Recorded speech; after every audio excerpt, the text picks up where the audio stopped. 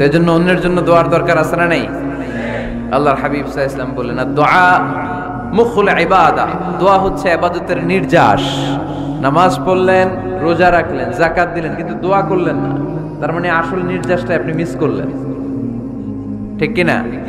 আরেক বর্ণনায় এসেছে আদ-দুআউ হুয়াল ইবাদা, দোয়াটাই নাকি ইবাদত। দোয়া যে করতেছেন এটাই ইবাদত। আওয়াজ করে পড়তে হবে আল্লাহু আকবার। এজন্য প্রতিটা সালাতে যখন আমরা নামাজে দাঁড়াই, যখন মুসল্লায় দাঁড়াই, আমরা যখন সূরাতুল ফাতিহা পড়ি, এর মধ্যে আল্লাহ একটা দোয়া শিখিয়েছেন, পড়েন ইহদিনাস সিরাতাল মুস্তাকিম। ইহদিনাস সিরাতাল মুস্তাকিম, ও আল্লাহ, show us the right path, show us the correct path। আল্লাহ আমাদেরকে সহজ সরল সোজা পথ দেখান। আল্লাহর হাবিব সাল্লাল্লাহু আলাইহি ওয়াসাল্লাম একবার খেজুর গাছের ডাল দিয়ে মরুভূমিতে একটা টান মারলেন, সোজা একটা টান, আর ডানে বায়ে অনেকগুলো দাগ কাটলেন। আল্লাহর হাবিব বললেন, ডানের ছোট ছোট রাস্তা